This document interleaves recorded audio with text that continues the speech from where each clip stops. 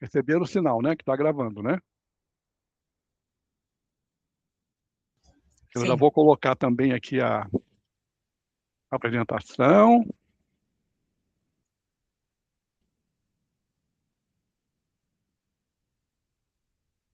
Gente, hoje a gente vai para um umbral, hein?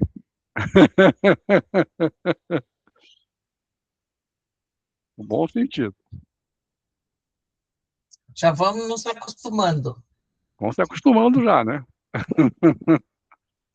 Então, vamos lá, gente. Então já é 8h15, né? Então está na hora da gente fazer a nossa prece e levar os nossos pensamentos ao nosso Mestre Jesus e agradecer, né? A gente não precisa orar para pedir, porque tudo que nós precisamos, eles sabem, né? E é mais do que nós, porque às vezes a gente acha que precisa de uma coisa e não é bem assim, né? A gente precisa do que eles sabem. Então já diziam, né? O Bento Spinoza, né? Baruch Spinoza, todos já diziam que a gente tem que orar para agradecer. Só isso, né? Então, gratidão, Jesus. Gratidão por esse privilégio de termos nessa vida optado pelo Espiritismo. Essa doutrina maravilhosa que diz para nós que a morte não é algo a ser temido. A morte é um presente. A morte foi só o mecanismo que os nossos mentores espirituais encontraram para acelerar a nossa evolução. Nós evoluímos não só no plano físico, mas também no plano espiritual. E a cada noite, ao dormir, a gente faz um exercício. A diferença é só que a passagem é um pouquinho mais demorada. A gente sabe também que vai chegar uma hora que a gente não vai precisar mais de um corpo físico, né? Mas a gente vai continuar, de repente, reencarnando em corpos perispirituais. Isso tudo a gente vai aprendendo quando estuda os materiais que foram selecionados para nós, no nosso caso, por aquele grupo maravilhoso que trabalha em nosso lar, aquela cidade espiritual que fica em cima do Rio de Janeiro, Emmanuel, Clarencio, né? Veneranda, e que foram trazidos a nós pela mediunidade do nosso Chico Xavier. Por um espírito, que quando o Chico perguntou, como é que eu vou te chamar? Ele já me chamou de André Luiz, mostrando a humildade, né? De quem sabe que o nome não é nada, né? Muito mais importante é o conteúdo das mensagens. Então vamos agradecer a Jesus e vamos aproveitar ao máximo essa horinha que a gente vai ficar junto agora para estudar as obras do nosso André Luiz. Nós estamos no livro 1, Nosso Lar, no capítulo 12, Umbral. O André Luiz está interessado em saber que negócio é esse de umbral. Ele teve no umbral, né? 8 anos. Ele nem sabe, o tempo para ele foi outro, né? Mas ele teve 8 anos no umbral. Então, só para a gente entender um pouquinho, né? Está aqui o nosso planeta, Terra, e tem os abismos, né? É a subcrosta que está, né? Debaixo da crosta ainda, que é o umbral inferior, que em alguns livros aparece como os abismos, né?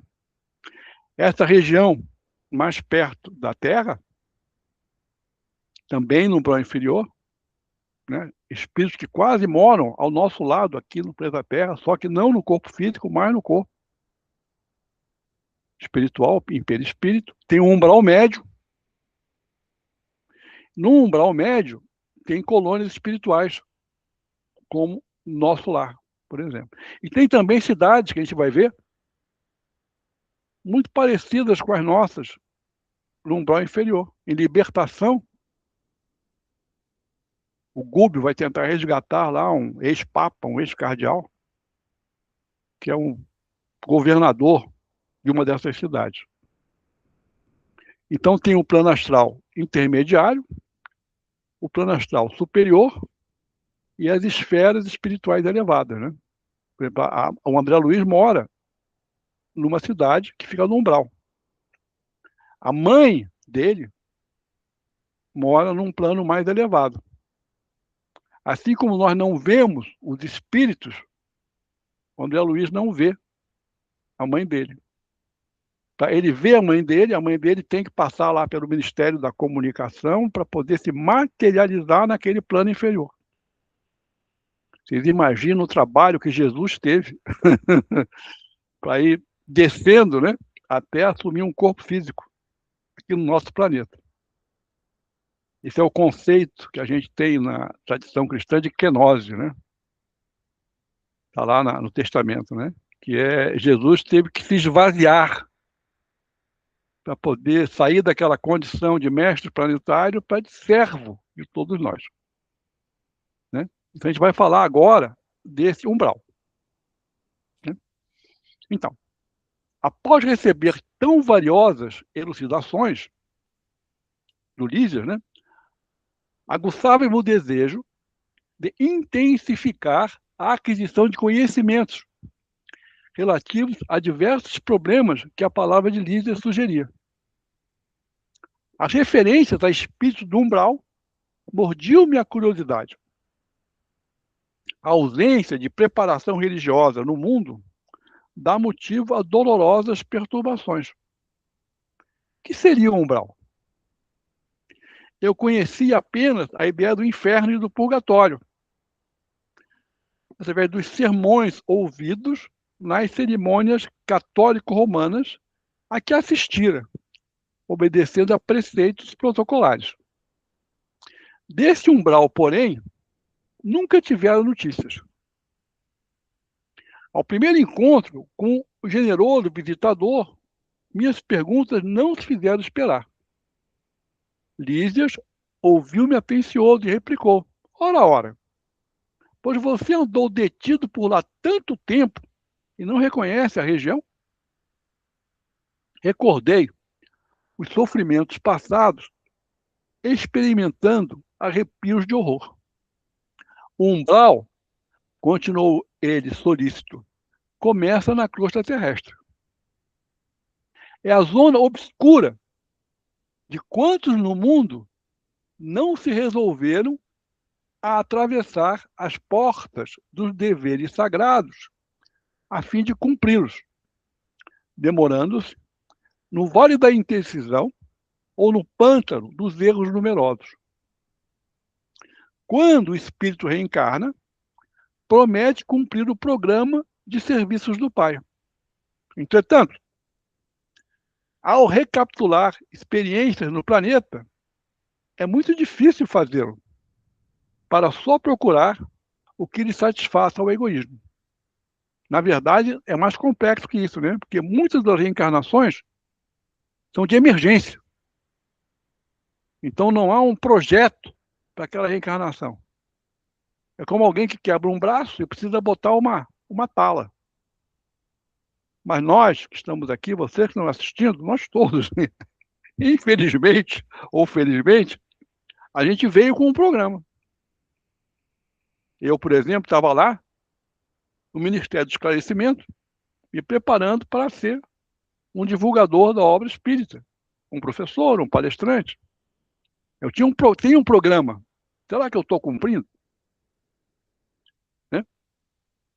Como diz aqui, na verdade você chega no mundo e tem uma porção de coisas que te afastam daquilo. É muito difícil você fazer. Tanto que a gente fala, completou 100%, completou 20%, 0%.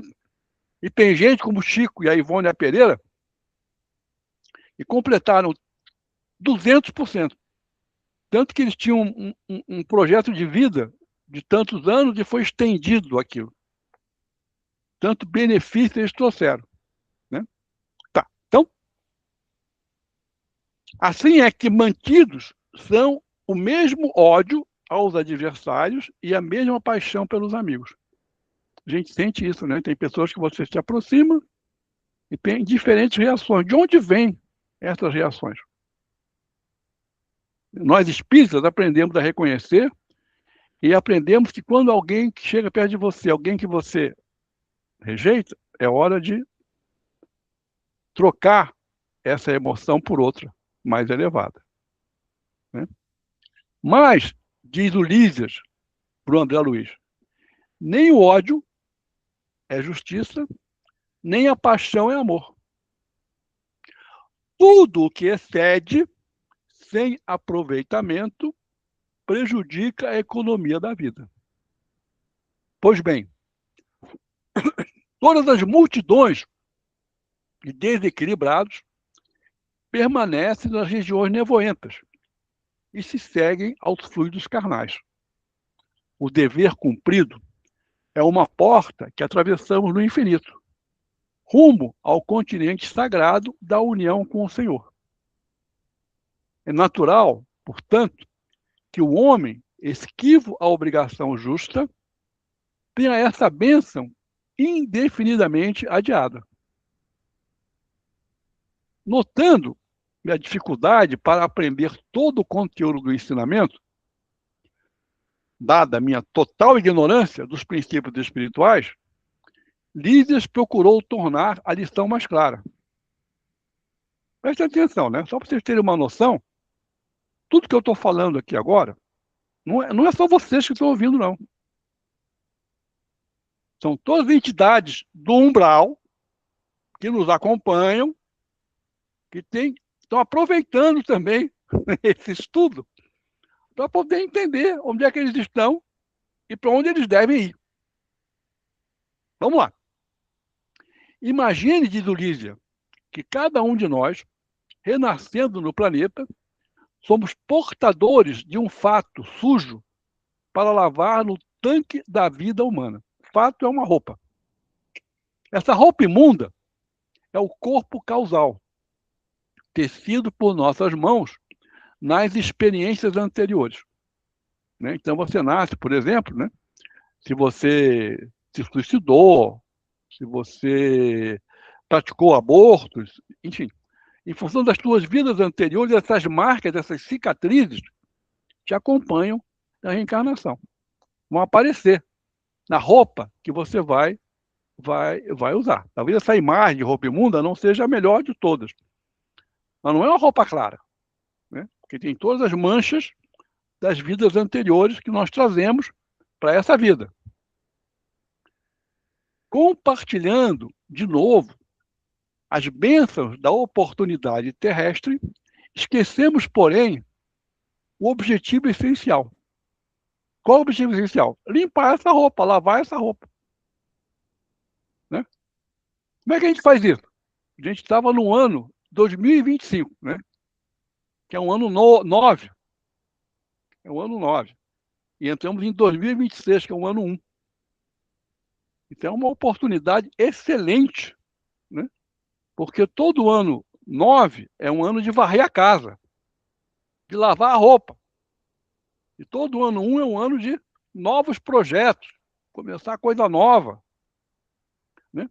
Então, ao invés de nós purificarmos pelo esforço da lavagem, manchamos-nos ainda mais, contraindo novos laços e encarcerando-nos a nós mesmos em verdadeira escravidão. Olha só que interessante, né? Ah, mas eu estou perseguindo. Meu Deus! Você é tão escravo quanto o perseguido. Imagina o que você está perdendo, né? Ao estar perdendo o seu tempo para, em vez de crescer, lavar a sua roupa, está perseguindo alguém, sujando ainda mais a sua roupa, né? Ou seja, bobagem. O ódio, a vingança, é bobagem. A pessoa inteligente procura trabalhar isso para se libertar dessa escravidão. Ora, se ao voltarmos ao mundo procurávamos um meio de fugir à sujidade, pelo desacordo de nossa situação com o meio elevado, como regressar a esse mesmo ambiente luminoso em piores condições? O umbral funciona, portanto, como uma região destinada a esgotamento de resíduos mentais. É uma espécie, né, fazendo analogia, né, com o catolicismo, né, com o purgatório, onde você queima a prestação o material deteriorado das ilusões que a criatura adquiriu por atacado, menosprezando o sublime ensejo de uma existência terrena. A imagem, diz o André Luiz, não podia ser mais clara, mais convincente. Não havia como disfarçar a minha admiração.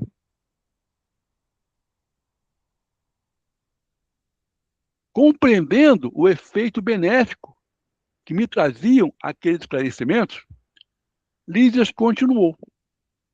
O umbral é região de profundo interesse para quem esteja na Terra. Concentra-se aí tudo o que não tem finalidade para a vida superior. E note você que a providência divina agiu sabiamente, permitindo se criasse tal departamento em torno do planeta. Há legiões compactas de almas irresolutas e ignorantes que não são suficientemente perversas para serem enviadas a colônias de reparação mais dolorosas, nem bastante nobres para serem conduzidas a planos de elevação. Representam fileiras de habitantes do umbral, companheiros imediatos dos homens encarnados, separados deles, apenas por leis vibratórias. Por que o André Luiz não vê a mãe? Porque o André Luiz vibra numa frequência e a mãe vibra numa frequência mais alta, como um rádio. Se você está num canal, você não pega o que está nos outros canais. Não é de estranhar, portanto, que semelhantes lugares se caracterizem por grandes perturbações. Lá vivem, agrupam-se os revoltados de toda espécie. Quem odeia está na vibração do ódio. Então imagina, está num mundo onde só tem gente que odeia. E quem odeia o outro, odeia principalmente a si mesmo. Né? Formam, igualmente, núcleos invisíveis de notável poder, pela concentração das tendências e desejos gerais.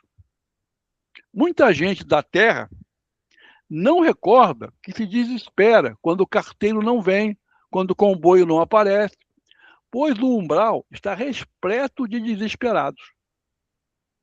Por não encontrarem o Senhor à disposição dos seus caprichos após a morte do corpo físico, e sentindo que a coroa da vida eterna é a glória intransferível dos que trabalham com o Pai, essas criaturas se revelam e demoram em mesquinhas edificações. Nosso lar tem uma sociedade espiritual, mas esses núcleos possuem infelizes, malfeitores e vagabundos de várias categorias. O umbral é zona de verdugos e vítimas, de exploradores e explorados. Valendo-me da pausa, que se fizer espontânea, ficarei impressionado. Como explicar? Então não há por lá defesa, organização? O Lízias sorriu, esclarecendo. Organização é atributo dos espíritos organizados. E quem é você? A zona inferior a que nos referimos é com a casa onde não há pão. Todos gritam e ninguém tem razão. O viajante perde o comboio. O agricultor que não semeou não pode colher. Uma certeza, porém, eu posso lhe dar. Não obstante as sombras e angústias do umbral, nunca faltou lá a proteção divina. Cada espírito lá permanece o tempo que se faça necessário. Para isso, meu amigo, permitiu o Senhor que se erigissem muitas colônias como esta, a gente viu na aula passada, né, muitas colônias, consagradas ao trabalho e ao socorro espiritual. Ou seja, todas essas colônias, nosso lar, o objetivo é exatamente esse, né? Socorro espiritual. Ajudar essas pessoas que estão sofrendo na Terra, no umbral, onde quer que elas estejam sofrendo. Creio, então, observei, que essa esfera se mistura quase com a esfera dos homens. Sim, confirmou o dedicado amigo. E é nessa zona que se estendem os fios invisíveis que ligam as mentes humanas entre si. O plano do umbral está repleto de desencarnados e de formas pensamento dos encarnados. Olha só que interessante, né? Tudo que você pensa vira alguma coisa. Nada acontece no mundo físico sem que antes alguém tenha pensado. Os prédios que construímos, as cidades que nós vivemos, são formas pensamentos que têm uma duração maior ou menor em função do empenho que nos dedicamos a ela. Então, cuidado com os seus pensamentos. Você está trabalhando na matéria espiritual para criar formas de pensamento. Então, o umbral está não só cheio de gente que morreu, mas também de formas de pensamento nossas e deles também. Porque, em verdade, todo espírito, esteja onde estiver, é um núcleo irradiante de forças que criam, transformam ou destroem. Como no planeta Terra. Nós criamos com o nosso pensamento, nós transformamos as coisas com o nosso pensamento e destruímos também. Exteriorizadas em vibrações que a ciência terrestre presentemente não pode compreender. Quem pensa está fazendo alguma coisa alhures. E é pelo pensamento que os homens encontram no umbral os companheiros que afinam com as tendências de cada um. Gente, não é só no umbral. A família, geralmente, é um grupo de espíritos que vibram na mesma frequência. Compartilham os mesmos vícios, as mesmas virtudes, em maior ou menor grau. Geralmente, alguém na família se destaca, né? Mas só em gradação. Mas se você olhar, todo mundo que está ali, em algum grau, compartilha aquele vício também. Por isso que nas constelações familiares, a gente diz que quando você trabalha em você, quando você resgata em você esse vício, você vai beneficiar todos os teus ascendentes e todos os seus descendentes. Então o espírito aprendeu que é bobagem tentar mudar o outro. O outro é só uma janela para o autoconhecimento. Tudo aquilo que você quer mudar no outro é algo que você tem que trabalhar em você. E o grande barato é que trabalhando em você, você ajuda o outro. Legal demais isso, né? Toda alma é um imã. O imã atrai, poderoso. Há uma extensa humanidade invisível que se segue à humanidade visível. As missões mais laboriosas do Ministério do Auxílio são constituídas por abnegados servidores no umbral. Porque se a tarefa dos bombeiros nas grandes cidades terrenas é difícil, pelas labaredas e ondas de fumo que os defrontam, os missionários do umbral encontram fluidos pesadíssimos emitidos sem cessar por milhares de mentes desequilibradas na prática do mal, ou terrivelmente flageladas nos sofrimentos retificadores. É necessário muita coragem e muita renúncia para ajudar a quem nada compreende do auxílio que se lhe oferece. Lembra, 2 ministérios são voltados para o umbral: o auxílio e a regeneração. O André Luiz foi tirado do umbral e levado para um hospital do Ministério do Auxílio.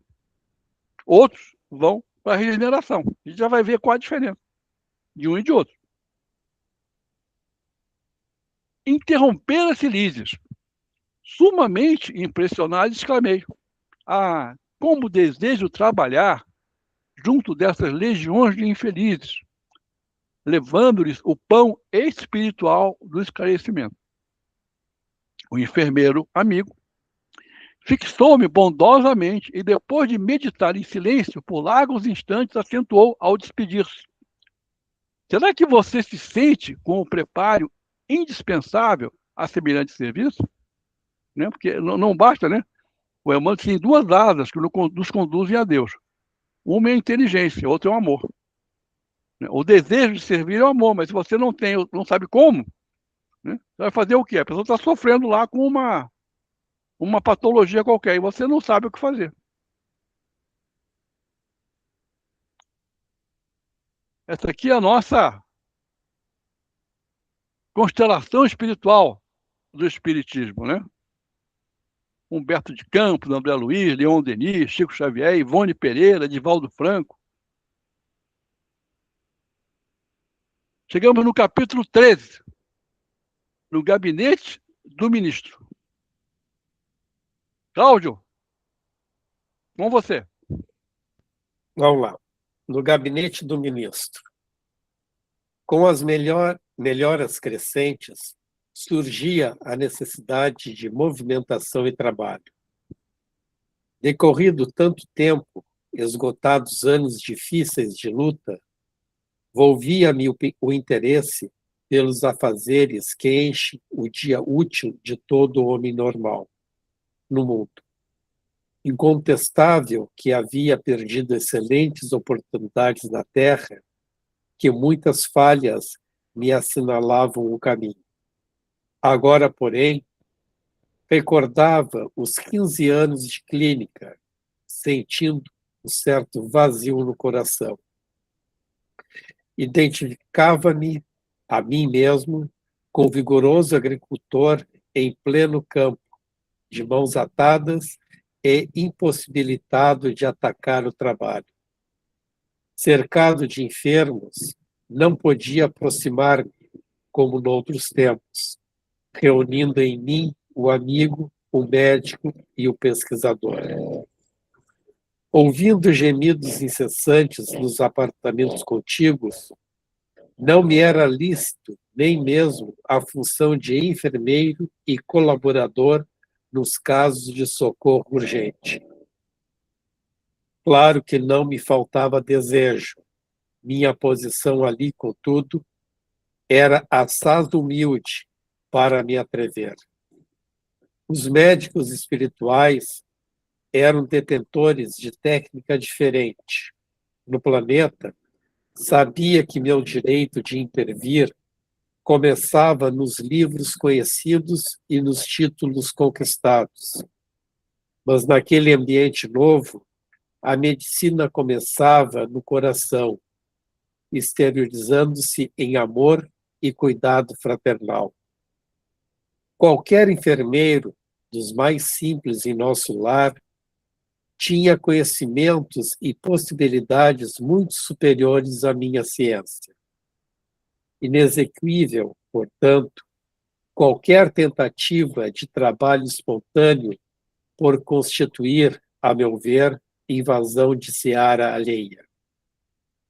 No apuro de tais dificuldades, Lísias era o amigo indicado às minhas confidências de irmão. Interpelado, esclareceu: por que não pedir o socorro de Clarencio? Atendê-lo-á por certo. Peça-lhe conselhos. Ele pergunta sempre por sua pessoa e tudo fará a seu favor.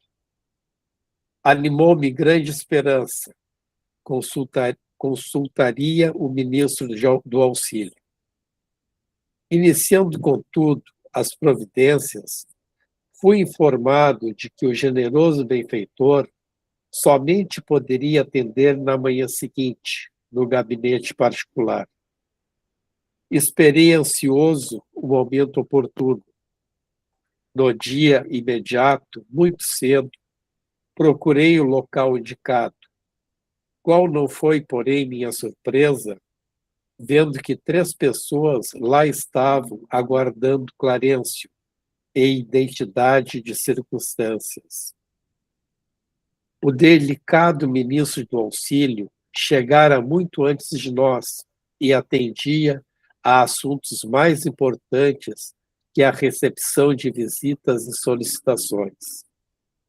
Terminado o serviço urgente, começou a chamar-nos, 2 a 2. Impressionou-me tal processo de audiência. Soube, porém, mais tarde, que ele aproveitava esse método para que os pareceres fornecidos a qualquer interessado servissem igualmente a outros.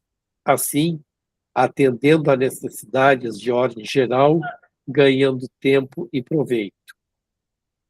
Decorridos muitos minutos, chegou minha vez.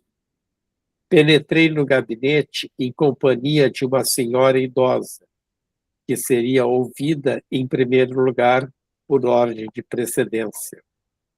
O ministro recebeu-nos cordial, deixando-nos à vontade para discorrer. Nobre Clarencio, começou a companheira desconhecida, venho pedir seus bons ofícios a favor de meus 2 filhos. Ah, já não tolero tantas saudades e estou informada de que ambos vivem exaustos e sobrecarregados de infortúnios no ambiente terrestre.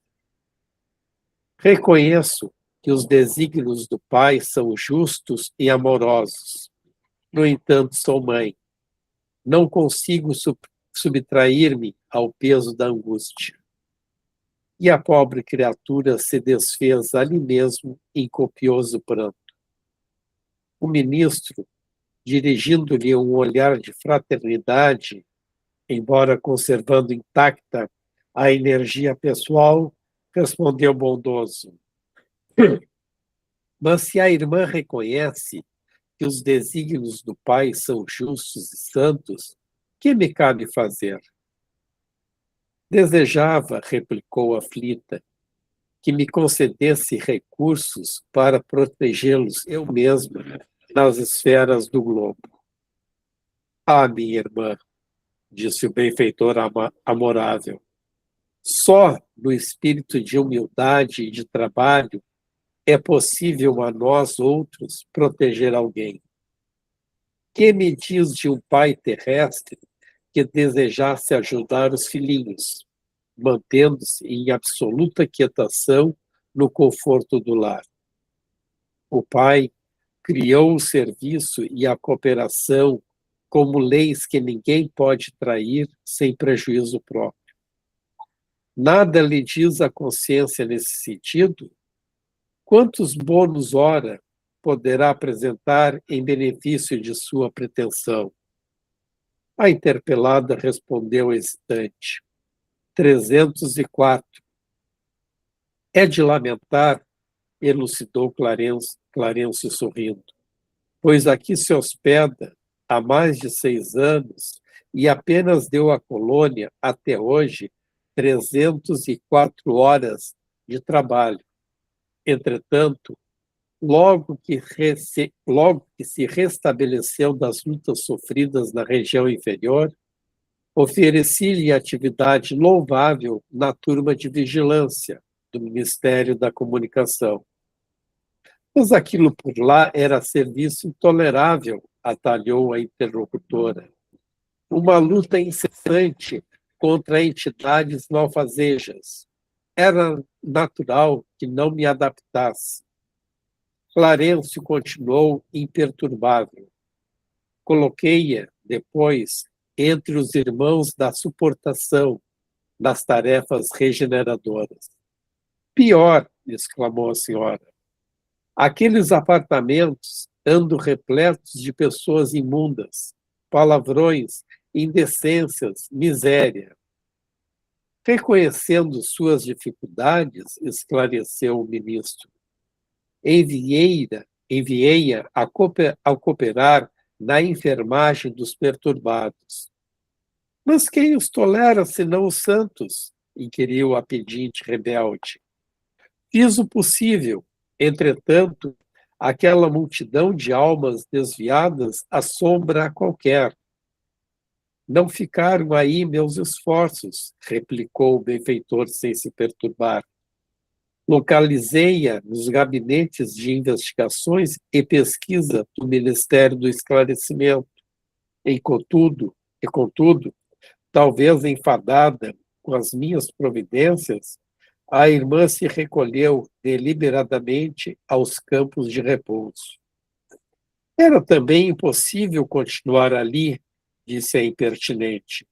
Só encontrei experiências exaustivas, fluidos estranhos, chefes ásperos. Pois note, minha irmã, esclareceu o devotado e seguro orientador. O trabalho e a humildade são as duas margens do caminho do auxílio. Para ajudarmos alguém, precisamos de irmãos que se façam cooperadores, amigos, protetores e servos nossos. Antes de amparar os que amamos, é indispensável estabelecer correntes de simpatia. Sem a cooperação, é impossível atender com eficiência. O camponês que cultiva a terra alcança a gratidão dos que saboreiem os frutos. O operário que entende os chefes exigentes, executando-lhes as determinações, representa o sustentáculo do lar em que o Senhor o colocou. O servidor que obedece, construindo, conquista os superiores, companheiros e interessados no serviço. E nenhum administrador intermediário poderá ser útil aos que ama, se não souber servir e obedecer nobremente. Fira-se o coração, experimente-se a dificuldade, mas que saiba cada qual que o serviço útil pertence, acima de tudo, ao doador universal. Depois de pequena pausa, continuou. Que fará, pois, na terra, se não aprendeu ainda a suportar coisa alguma? Não duvido da sua dedicação aos filhos queridos, mas importa notar que haveria de comparecer por lá como mãe paralítica, incapaz de prestar socorro justo, para que qualquer de nós alcance a alegria de auxiliar os amados, faz-se necessário a interferência de muitos a quem tenhamos ajudado por nossa vez. Os que não cooperam não recebem cooperação. Isto é da lei eterna. E se minha irmã nada acumulou de seu para dar, é justo que procure a contribuição amorosa dos outros. Mas, como receber a colaboração imprescindível se ainda não semeou nem mesmo a simples simpatia? Volte aos campos de repouso, onde se abrigou ultimamente e reflita. Examinaremos depois o assunto com a devida atenção. Sentou-se a mãe inquieta, enxugando lágrimas copiosas. Em seguida, o ministro fitou-me compassivamente e falou: aproxime-se, meu amigo. Levantei hesitante para conversar. 14º capítulo, Elucidações de Clarice. Capítulo 14 agora, o Cláudio. Deixa agora a Márcia. Quer continuar, Márcia? Pode ser. Vamos lá. Vamos lá. Capítulo 14, Elucidações de Clarice. Pulsava-me precipite o coração, fazendo-me lembrar o aprendiz bisonho diante de examinadores rigorosos. Vendo aquela mulher em lágrimas, e ponderando a energia serena do ministro do auxílio, tremia dentro de mim mesmo, arrependido de haver provocado aquela audiência. Não seria melhor calar, aprendendo a esperar deliberações superiores? Não seria presunção descabida pedir atribuições de médico naquela casa, onde permanecia como enfermo? A sinceridade de Clarencio para com a irmã que me antecedera despertara-me raciocínios novos. Quis desistir, renunciar ao desejo da véspera e voltar ao aposento, mas era impossível. O ministro do auxílio, como se adivinhasse meus propósitos mais íntimos, exclamou em tom firme, pronto a ouvi-lo. Ia solicitar instintivamente qualquer serviço médico em nosso lar. Embora a decisão que me dominava, entretanto, a consciência me advertia. Por que referir-se a serviço especializado? Não seria repetir os erros humanos, dentro dos quais a vaidade não tolera outro gênero de atividade, senão o correspondente aos preconceitos dos títulos nobiliárquicos ou acadêmicos? Esta ideia equilibrava-me a tempo. Bastante confundido, falei. Tomei a liberdade de vir até aqui, rogar seus bons ofícios para que me reintegre no trabalho. Ando saudoso dos meus mistérios, agora que a generosidade do nosso lar me reconduziu à bênção da harmonia orgânica. Qualquer trabalho útil me interessa, desde que me afaste da inação. Clarencio fitou-me longamente, como a identificar-me as intenções mais íntimas. Já sei. Verbalmente pede qualquer gênero de tarefa, mas, no fundo, sente falta dos seus clientes, do seu gabinete, da paisagem de serviço com que o Senhor honrou sua personalidade na terra. Até aí, as palavras dele eram jatos de conforto e esperança, que eu recebia no coração com gestos confirmativos. Depois de uma pausa mais longa, porém, o ministro prosseguiu. Convém notar, todavia, que às vezes o Pai nos honra com a sua confiança e nós desvirtuamos os verdadeiros títulos de serviço. Você foi médico na terra, cercado de todas as facilidades, no capítulo dos estudos. Nunca soube o preço de um livro, porque seus pais generosos lhe custeavam todas as despesas. Logo depois de graduado, começou a receber proventos compensadores. Não teve sequer as dificuldades do médico pobre, compelido a mobilizar relações afetivas para fazer clínica. Prosperou tão rapidamente que transformou facilidades conquistadas em carreira para a morte prematura do corpo. Enquanto moço e sadio, cometeu numerosos abusos dentro do quadro de trabalho a que Jesus o conduziu. Ante aquele olhar firme e bondoso ao mesmo tempo, estranha perturbação apossara-se de mim. Respeitosamente ponderei.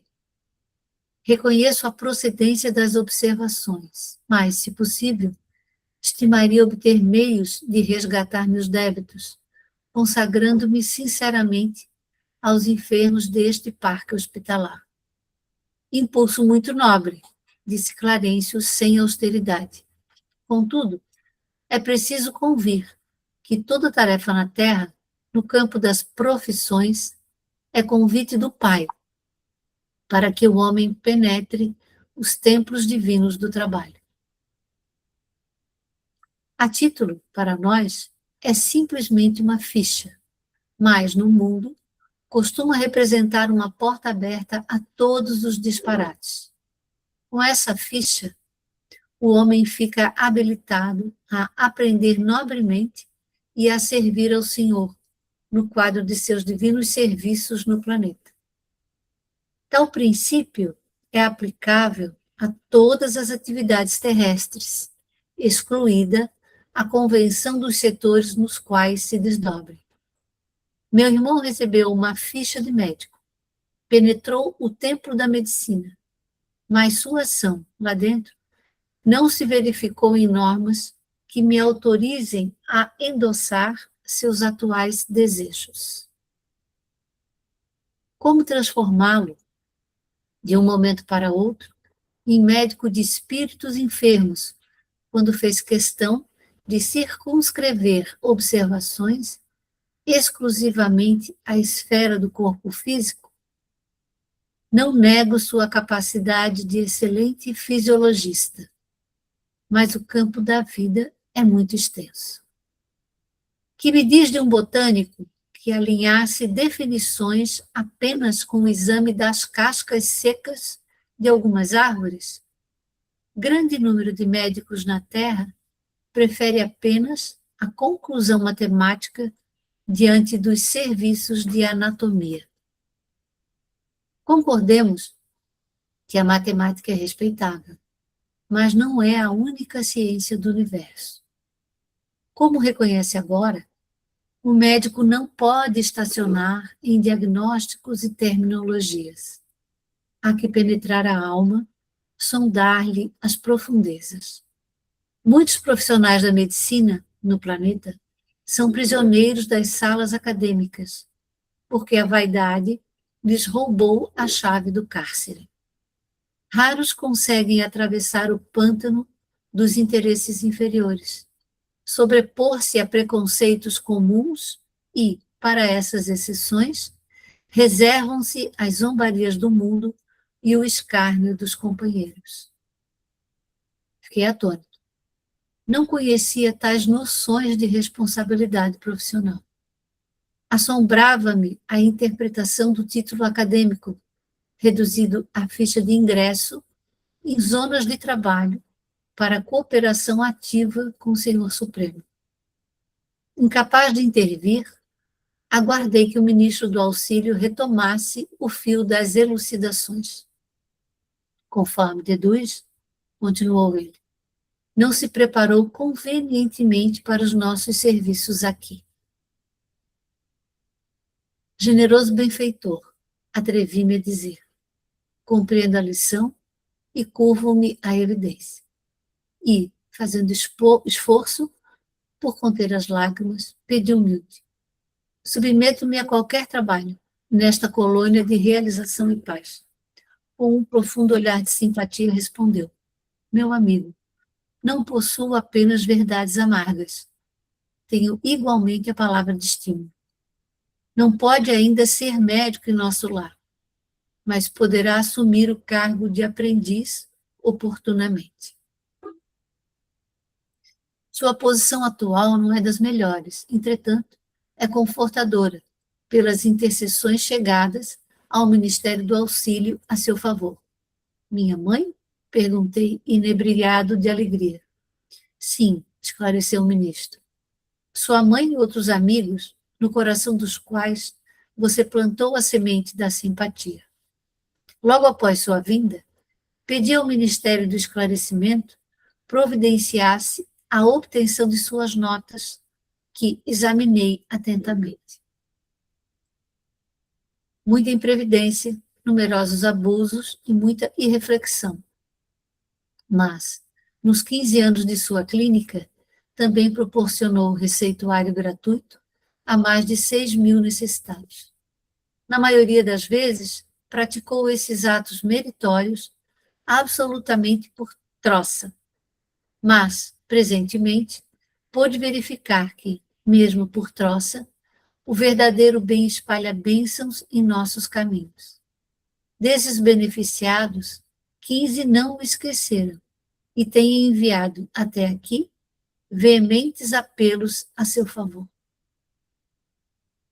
Devo esclarecer, no entanto, que mesmo o bem que proporcionou aos indiferentes surge aqui a seu favor. Concluindo, a sorrir as elucidações surpreendentes, Clarencio acentuou. Aprenderá lições novas em nosso lar e, depois de experiências úteis, cooperará eficientemente conosco preparando-se para o futuro infinito. Sentia-me radiante. Pela primeira vez, chorei de alegria na colônia. Ó, quem poderá entender na Terra semelhante júbilo? Por vezes, é preciso se cale o coração no grande, eloquente silêncio divino. 15. A visita materna. Pode parar aqui, Márcia. Vamos lá. Gente, né? Emoções fortes nos aguardam, né? Ele vai receber a visita da mãe, né? Mas a gente precisa deixar isso, né? Para a semana que vem, né? Deixa eu sair daqui, voltar para cá, só um minutinho. Ela, tarefas. Vamos lá. Então vocês viram, né? Que 6.000 receitas ele deu de graça. Praticou caridade 6.000 vezes. Só 15! Só 15 lembraram, né, de agradecer. Né? Então isso faz parte. E outra coisa, ele também não fez isso de coração, né? Fez isso mais, de repente, até para dizer, olha, eu sou para se mostrar, né? Para se mostrar, quer dizer, não é uma, né? E outra coisa, né? O Clarencio disse, você foi médico de corpo físico. Né? Quantos médicos, né, não querem saber aquela história da medicina hoje? Você está preocupado em saber a causa. Por que você adoece? Não é só identificar pelo sintoma qual é a doença e dar um remédio, né? Por exemplo, tem muitos médicos, né, famosos, né, aquele que escreveu lá Alucinações Musicais, escreveu o Antropólogo Marte, né? Tem vários filmes dele, À Primeira Vista, né? Que ele fala, né? Ele diz assim, você para ser médico, você devia dormir com o paciente, acordar com o paciente, tomar café da manhã com o paciente, almoçar com ele, para dizer por que ele faz a doença, como é que ele faz a doença, né? Então, na verdade, o André Luiz, quando estava encarnado, ele era muito materialista, né? Era um bom médico no sentido de que ele conhecia a profissão. E ele vai voltar a ser. A gente vai ver ao longo dos livros, né, aquilo que o Clarencio está dizendo. Ele primeiro vai ser um aprendiz. Né? Depois o Alexandre, o Calderaro, todos vão ensinar a ele como é que um médico espiritual funciona. E não quer dizer que todo mundo que foi médico no planeta vai para o outro lado e não continua médico. Tem muitos que continuam médicos, só que da mesma forma como 15 pessoas apenas, de 6.000, foram capazes de reconhecer o bem que o André Luiz fez, talvez de 15 de 6.000 médicos no planeta entendam a grandeza da sua profissão e realmente abracem, né, a medicina de uma forma menos física e mais espiritual. E é óbvio que isso não vale apenas para a medicina. Vale para o professor que dá aula, né? Vale para o palestrante espírita, vale para o engenheiro. Para os juízes, né, da lei dos homens, né? Para os juízes da lei dos homens. Né? E como é complexo, né? A gente fala tão mal dos juízes, mas talvez uma das profissões mais difíceis, né, é a do juiz. Olha só, julgar o outro. Né? Nós vamos ver em alguns livros da coleção de Luiz, a gente vai ver casos de juízes. Né? E, meu Deus, como é difícil, né? Imagina o karma que esses juízes levam para a vida deles, pelos julgamentos que eles fazem. Às vezes baseado em erros. Meu Deus, que loucura, né? Então, isso vale para a gente. Então, refletir na minha profissão, naquilo que eu faço, será que quando eu desencarnar e chegar lá diante o Clarencio, né? Lembra? Só que lembrando que cada ministério do nosso lar tem 12 ministros. Então, o Clarencio é um dos ministros lá de nosso lar. Né? Outra coisa interessante, né? Ele atende de 2 em 2. E, na verdade, tudo que ele falou para aquela mulher, né, valia para o André. O André começou a ouvir aquilo como se fosse para ele mesmo. Então, às vezes, a gente está falando para uma pessoa, e se você está presente, é porque aquilo que está sendo dito é para você também. Na nossa vida acontece isso também. Muito que bem. Na semana que vem, a gente vai ter mais vamos entrar no capítulo onde ele vai receber, finalmente, né, a mãe. E por que só agora, né? Na verdade, só agora que ele está preparado. A mãe está ali desde que ele entrou no umbral, esperando esse momento para se manifestar. O problema não é da mãe, é dele. Isso vale para nós, né? O problema não é dos nossos mentores, é nosso. Nós é que temos que nos preparar para poder receber a ajuda deles. Então, eu vou pedir então para a Adriana, você faz a nossa prece de encerramento? Adriana, pode? Tudo certo, podemos fazer sim. Vamos lá então, gente. Vamos agradecer a Deus, né? Aproveitando então esse momento final do nosso estudo, agradecer a presença de todos que estão aqui, todos os familiares que estão no entorno, recebendo também essa vibração boa da equipe espiritual sobre cada um de nós, nossa morada, no nosso bairro, e assim expandindo essa psicosfera de entendimento, de autopercepção e de fortalecimento dos valores e virtudes que a gente tem. As dificuldades, às vezes, parecem maior do que elas, os desafios diários, não só pelos médicos, pela razão, pela ciência, mas da nossa percepção de todas as energias que atuam no nosso campo de percepção. E aqui, a gente estudando, alguns de nós trabalhando em grupos mediúnicos, fazendo esses atendimentos, a gente sabe da importância do conhecimento para poder ajudar, poder se equilibrar.